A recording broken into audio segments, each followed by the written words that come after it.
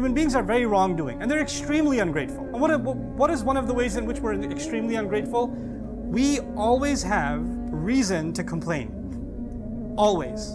If somebody says, hey, what's on your mind? You say, nothing, I'm okay. No, you can talk to me. All right, here's a list. And then there's a list of all the issues. I mean, it's too hot. I hate, I used to live in California, now I'm living in Texas. And you got all kinds of problems.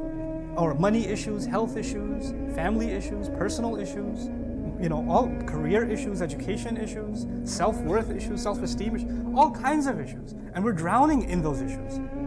And if you were to just take a moment and think about what am I actually thinking about that I should be grateful for, it's actually very hard. It becomes a difficult exercise. I can't really think about anything right now. I'm drowned in the negativity. And it doesn't matter how much knowledge you have. It doesn't matter how long your beard is or how tightly your hijab is worn. This has nothing to do with the outside of our Islam. This is something that's happening inside of our hearts. So you and I could be hufaz of the Qur'an. We could have all the knowledge in the world, but gratitude isn't there because we're always negative. We're always complaining. We're always looking at what's wrong around us. The word shukr has to be understood a little bit deeply also. Shukr is different from hamd. The Qur'an begins with Alhamdulillah. That's where the Qur'an begins.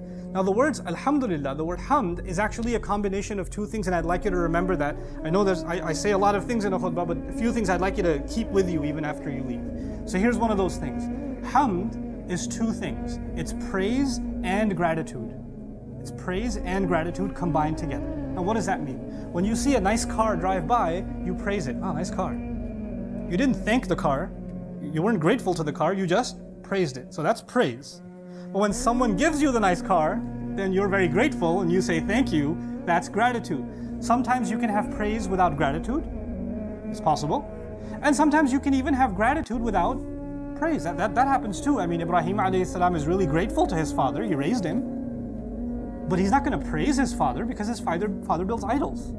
So you could praise you can be grateful to someone even though they're not praiseworthy. Musa alayhi salam was grateful to the Pharaoh for raising him, but that doesn't mean he's going to praise him. Those two things don't have to go hand in hand. Sometimes people, when you thank them, they expect you to praise them also. Those two things don't necessarily go together. But with Allah, they always go together. Praise and thanks always go together. This passage is actually not about praise. Because it's not anihmad lillah. You see? It's anishkur lillah, about gratitude alone. Just being grateful. We're not even getting to the praise yet. When you have gratitude and praise combined, then we graduate to something called hamd. This is even before hamd. This is the starting, the first steps in our relationship with Allah. If you want to get to where you need to be, you need to have a conversation with yourself. I need to have a conversation with myself about what is it that we should thank Allah for. Anishkur lillah. And actually, I told you before, wisdom isn't just beneficial knowledge. It's not just thoughts. It's actually what translates into behavior, translates into outlook, translates how do you perceive things, how do you understand things. You probably heard the phrase a million times. Is the glass half empty or half full? Someone with praise of Allah is going to praise Allah that there's water here. Someone without the shukr of Allah, rather, the gratitude, is going to say, why isn't it full? Why didn't you bring it from the fridge? Why is this room temperature? All the things that are wrong with it. That's the attitude of someone who doesn't have shukr, right? So this is an attitude that he embodied.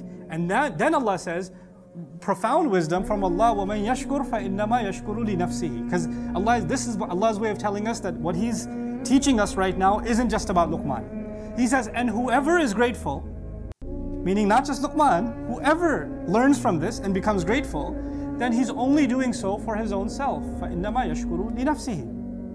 You're only doing it for yourself. The thing is, either I'm greedy or unhappy all the time, right? I'm unhappy with the relationship I'm in, I'm unhappy with my children, I'm unhappy with my parents, I'm unhappy with my friends, I'm dissatisfied with the house I live in, I'm dissatisfied with the job that I have, with the clothes that I'm wearing, I'm dissatisfied with the way I look, I'm dissatisfied with my education, I'm dissatisfied with people's opinions of me.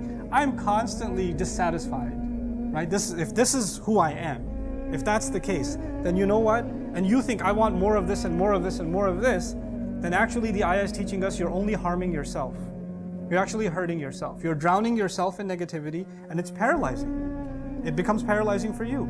Living a life of gratitude is actually liberating. It frees you from negative thoughts and makes you capable of doing more with yourself. It actually gives you energy. It makes you optimistic. It gives you a boost, and you're able to do things otherwise you weren't able to do. I find that this is my experience. Hopefully yours is not the same experience. Unfortunately, in the Muslim Ummah, and that's the only experience I have is this Ummah, we are really addicted to negativity. We're addicted to negative. As a matter of fact, we're so addicted to negativity, if someone's doing something positive, you know what we say to them? What's the point? Nothing's gonna change. Why do you even bother? And so instead of looking at anything positive, we say, oh, you think you're doing something good? Look at all these problems that haven't been solved. Would you just come back, join the negative club again? Why are you being so positive? Like someone being optimistic is kind of, we almost get an allergic reaction that this isn't how a thing's supposed to be. Why don't we bring you back down into the negative world again, right? So this, and unfortunately sometimes this, from those we look up to. Parents, for example.